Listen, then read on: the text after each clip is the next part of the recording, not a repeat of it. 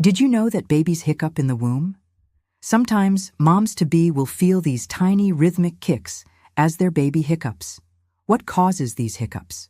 Well, it's not exactly clear, but it could be that the baby is getting a little bit of air in the umbilical cord.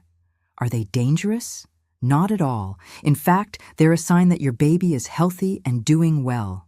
How long do they last? Usually just a few minutes. But if they continue for longer than that, don't worry. Just lie down, relax, and continue counting those kicks. If you're having 10 or more kicks an hour, that's great. That means your baby is getting enough oxygen. If you're not sure if you're feeling kicks or just general discomfort, don't worry.